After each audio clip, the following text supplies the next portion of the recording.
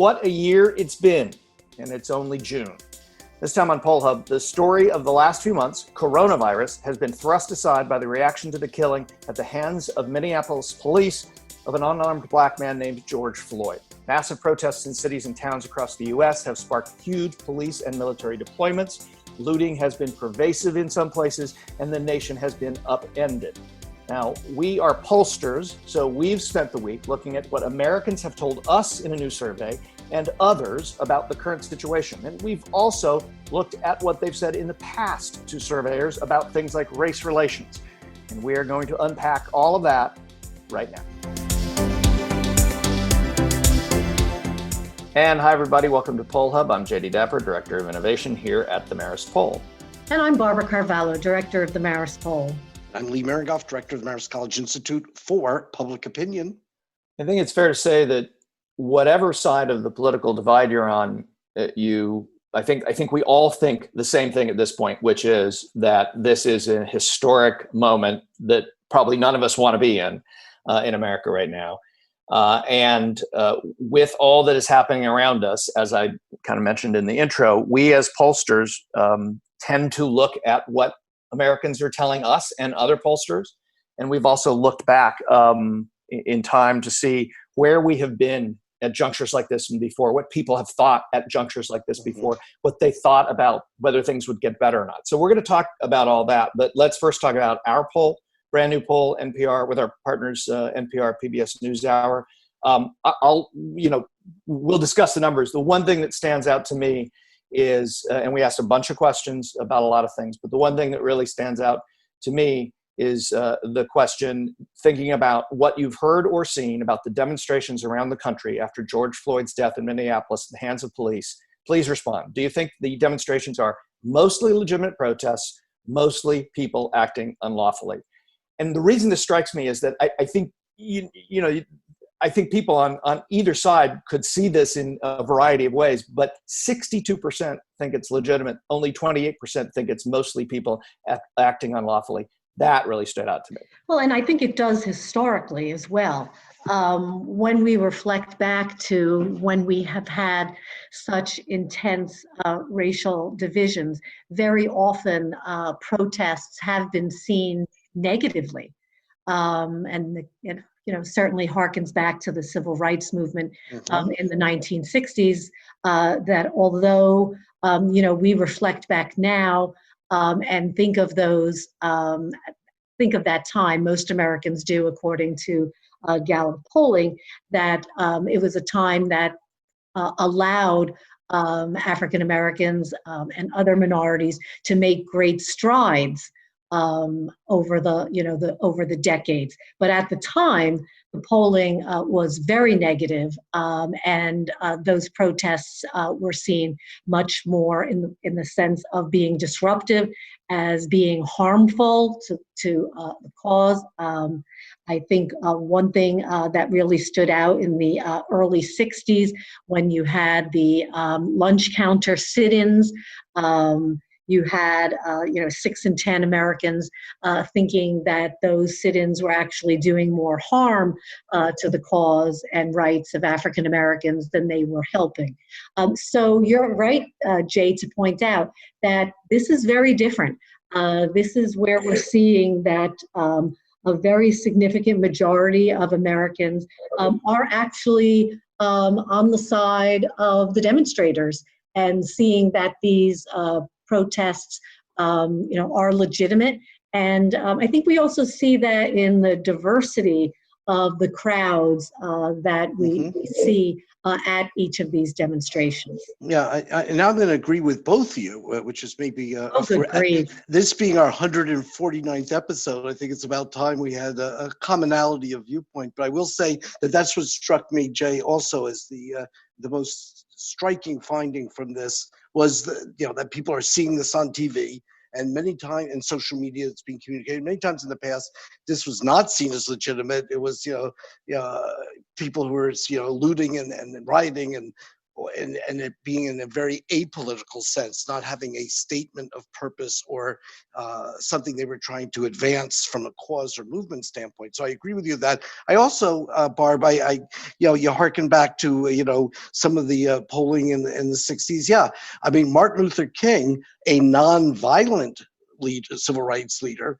was not very popular. In fact, he was quite unpopular. It is somewhat stunning that a national holiday ultimately became named after him, because at the time he was not only viewed illegitimately within the American white American community, but also towards the end of his life, the Black militant movement sort of went after him from the other side, leaving him very little ground in the middle. So yeah, we have this kind of situation. In the current numbers, what I was also struck by was 30% of Republicans feel that the protests have a legitimate purpose, or they aren't coming down on the unlawful. And that really kind of flies in the face of President Trump and some of the messages that have been coming out of the White House. In terms of whether you want to go back to the Bible incident or anything else, the notion that the police should be being more aggressive. Certainly, one would think the Republicans would take that view, and yet in the numbers, the confidence in the police not as strong as it used to be. Well, so we asked that specific question, thinking about what you've heard. Do you think the police are being A, too aggressive, B, not aggressive enough, or C, mostly responding appropriately? And this is another one that struck me, is 35% said too aggressive. That's a third. It's not a majority. It's not even the biggest answer. The highest answer there was mostly responding appropriately. But 35% thinking it's too aggressive, that seems a bit of a watershed to me, including 40% of independent men who think that and 37% of independent women. I was really struck by that, because I think there is in my history of covering protests and things in which there was police involvement like this, going back all the way to the mid 80s. I have always sensed that there is an American kind of feeling of giving the police the benefit of the doubt in situations like this. And 35% not giving the police the benefit of the doubt in a case like this strikes me again as a very different number than we've seen in the past. Talk about social media in this context. I mean, this is now, we're seeing it all. Other events we probably didn't even know about. And now everybody's got a camera. Every single 18%, person. Now 18%, almost 1 in 5 Americans did feel that the police actually were not being strong or forceful enough. Right. I think, and I know, we belabor this endlessly, but it's very interesting to see how a good portion of the Republican Party really disagrees with independents. I mean, obviously they disagree with Democrats, but are much, farther on the opposite side than most Americans. And I say just a significant proportion, because on some of these questions, it was just a plurality of Republicans. It was just a majority of Republicans. So we saw that the Republican Party was divided on many of these issues as well. Of course, not when it comes to President Trump, but I'm sure we'll get to that discussion. Yeah, I'm also thinking. I have two other observations I just wanted to make. One is that we've come through impeachment, the coronavirus, which is still there, the collapse of the economy and the jobs market, now race relations. 2020 is not, as you said, Jay, not even halfway done. And it's been, just exasperating in terms, or exhausting. I'm not even sure what the right word is in terms of what it is. So that's one thing I just wanted to share. Well, I want to ask you guys, this difference in partisanship, and we do see much more diverse opinion on these questions, specifically among Republicans. But is it a partisan issue, or is it just a messaging issue? In other words, where we're getting our messaging? Is it ideological, or is it about who we're listening to, or both? I think it depends on the question that we're talking about, because I think Lee's point about everybody having a camera is a game changer, because if you only watch one television station that only broadcasts your view, at one point in time, they were the only ones with cameras. In other words, the only people with cameras were the official media. Everybody's got a camera now, and everybody's a broadcaster. And Twitter's a broadcasting platform, and Facebook's a broadcast. They're all broadcasting platforms. So I think that it is impossible to avoid in your feeds and in your media consumption. It is impossible to avoid seeing things on both sides. Policemen being assaulted by people in masks that are allegedly protesters being handled very roughly by police. It is impossible to miss that, even if you only watch one network. And the media also. I mean, I think that we'd be remiss if we didn't point out that in this particular period that we're going through, the press were really very much singled out, and a lot of them were.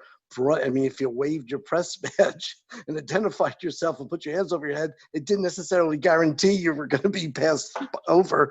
There was a lot of arrests and physical action pointed at the press also. This, which I think gets to just the atmosphere that we're living in too. It's very, very, very rough. I had one other point I want you guys to react to, and that is Kaepernick. He took a knee in protest a couple years ago. I mean, doesn't it seem awfully tame compared to what we're dealing with now? And maybe if they just gave him a job as being a quarterback, some things would go better. I don't know. I think I'm thinking of that as. I'm not sure that would have changed. No, it wouldn't have changed this. No, it wouldn't have changed this for sure. But it just seemed, controversial at the time, and not so much today, I guess. Well, but I think there was and still is, a lot of pent up anger. You guys both pointed to all of the things each of us has gone through and the country has gone through with the pandemic, with the economy. It's not surprising that we could have a moment like a George Floyd moment that, as you say, Jay, is captured on video from different angles and from different people, and broadcast, and have this kind of intense social eruption over such a horrific act. There's a lot to be concerned about. And many people are placing the blame at the foot of the president. When we did ask a question, and perhaps we can turn to President Trump, we also asked what people thought was his role in all of this, whether he was increasing or decreasing tensions in the country. And I thought that was incredibly surprising on the consensus that we saw, that the president, that most people did think that the president was actually adding to and exacerbating the tensions, including a large proportion of Republicans, and a very large proportion of Republicans who didn't even weigh in, just said that they were really unsure where the president stood. In an election year, what does all that mean? Well, so let's go through the numbers real quick, just so people know what we're talking about. 67% of Americans said that his response, the president's response, has mostly increased tensions. 18% said mostly decreased tensions, and 15% said unsure. What you're referring to with Republicans, 29% of Republicans said that this president mostly increased tensions, and 30% said they were unsure. So only 41% said that he decreased tensions. And then independents and Democrats, it's just through the roof on mostly increased tensions. So that's the framework that we're talking about, Lee. Yeah, no, and it pretty goes to say, his approval rating is low. It certainly went down, just a wrinkle with this, but I think we did see that those who disapprove of him was increasing by 5 points, and the disapproval 55%. Yeah. He now has a disapproval of 55%, which I think was equal to what he where he was, I think, in early 2019, and then I guess the other time that probably was the highest point at 56% disapprove was in the first year of his presidency. That was in December 2017, and that's as the tax cut was making its way through Congress. But also, he had just come back from an Asian trip where he had not yet had his love affair with the North Korean dictator. So we were on the verge of sending in going into battle with North Korea in a nuclear war potentially, and that was the low point in our polls, or the high point, depending on how you see it, of his disapproval rating. But I think it's important to note that even though this is his almost highest disapproval rating that we've ever had him in, his approval rating at 41% is actually well off of its floor. There was more indecision back in the early days where we often saw it in the 30s, but he's sat above 40% now for several years. Yeah, long time. It doesn't seem like, I mean, if this doesn't move people who approve into a disapprove column, because we've seen movement in the disapprove column, I don't really see how he ever gets below 40%. Well, one thing I did see that was really interesting, I think, was the intensity of the disapproval. That is at its highest point. I think it's 47% of Americans strongly disapprove of the president. And I'd like to kind of work through what this implies for the election, because if everybody's already in their own camps, okay, so we don't have there's not a lot on the table of who's going to, still has yet to decide who they're going to support. Doesn't intensity kind of have an impact on who's going to show up in November, and could that have serious implications for his reelection? Jay raised, the issue of whether this would do anything for the election earlier, and what I'm struck by is, Joe Biden, they're saying, he hasn't mobilized young people. Well, young people are getting mobilized. They're not necessarily getting mobilized for Joe Biden right now, but they're seeing a need to be active and to take things under the, in control of their own destiny. And I think that, from the president's and White House standpoint, that's bad timing. Because I think that does help Joe Biden, although ultimately, as we've said, this is a referendum right now, and it may still be through November on President Trump. And if his numbers stay where they are, Joe Biden's not going to open up a massive lead. I think it's 7 points nationally in our current numbers. But that's a big lead. Yeah, 50, is it 50 to 43? Yeah, and that's, you go back and look at this time 4 years ago, 8 years ago, 12 years ago. I mean, we think Obama was a shoo-in, but he was only up by a point or two then in 2008 and in 2012. And certainly last year was single-digit, very low numbers, 1 or 2 points between Trump and Clinton at this point. So 7 is actually unusual, and it does reflect, I think, the fact that the president's numbers, approval rating continues to lag, and certainly his efforts right now to, for lack of a better word, undercut the protesters and sort of taint what they're doing really hasn't worked because people are still in their corner. I was surprised by that, and I think it's worth noting. Yeah, I was listening to our podcast from the week when when Trump had the highest disapproval rating back in December 2017, and Amy Walter was our guest. And something that she said during that is, we at this point, remember, we were only 11 months into the presidency, and she said, one of the things that we're seeing as this disapproval rating is high is people coming off the fence who, at the time in November of the election, didn't like Hillary.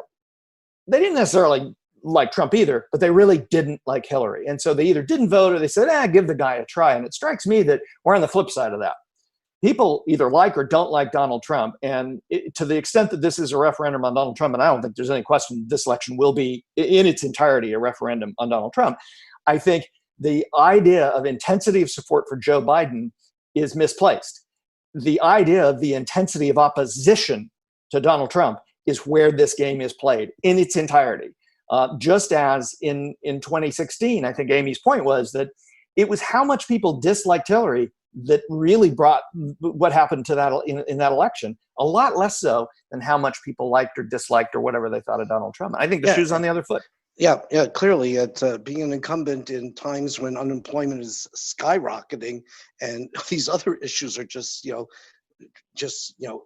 changing the way our daily life is going, really is not what you want as an incumbent. Although his base, sort of hangs with him pretty much, but that's not enough to win the White House or to hold it on unless he can pick up some other votes. And maybe that's there. Maybe it's women who don't have a college education. Maybe he's doing better among older people than he is right now. But he's in a perilous position, given the circumstance of what's going on right now. Having said that, gosh, things do change a lot. I was just about to say, but it is June and the election isn't until November. And at the beginning of the year, we were talking impeachment and the impact that was going to have on the election. So time will certainly tell what the issues that will be front and center when people go to the polls. But we will certainly be polling it and talking about it for sure. But that will do it for this edition of Poll Hub. Poll Hub is a production of the Marist Poll at Marist College in Poughkeepsie, New York. Mary Griffith, thank you very much, our executive producer, Casey Schaff, our editor, and Amelia Morell, our production assistant, who again assisted in going back in time to do all of this research on race and polling, on race relations, and helped us out on this particular topic. Yeah, and where she went was through the Roper Center Archives at Cornell, who provide us, as we have said, with the ability to do just that, to look back at questions over the decades and see what happened then so we can better understand what's happening now. And if you want to contact us, leave questions, find out what we're talking about, have any suggestions for other things we should be talking about, leave your questions at Marist Poll on Twitter, Marist Poll on Facebook and Instagram. That's the best way to reach us. You can learn more about polling in general and in specific in our online learning platform. It's called Marist Poll Academy. It's visual, it's engaging, it is free. And if you got a little bit of time, you dip in and dip out, you can find out all kinds of things. And finally, if you like what you hear on Poll Hub, especially in this era right now when so many people are engaged in media in new and different ways, leaving a review on the podcasting app of your choice helps other people discover us. So if you like us and you want other people to discover us, that is a great way to do it. And Jay, they're home right now. I mean, give us a break. I don't know. Things are opening up. It's opening up. And as it does, stay safe, everyone, because we never know what's on the other side of this. As we've seen, this year is filled with surprises. And half over.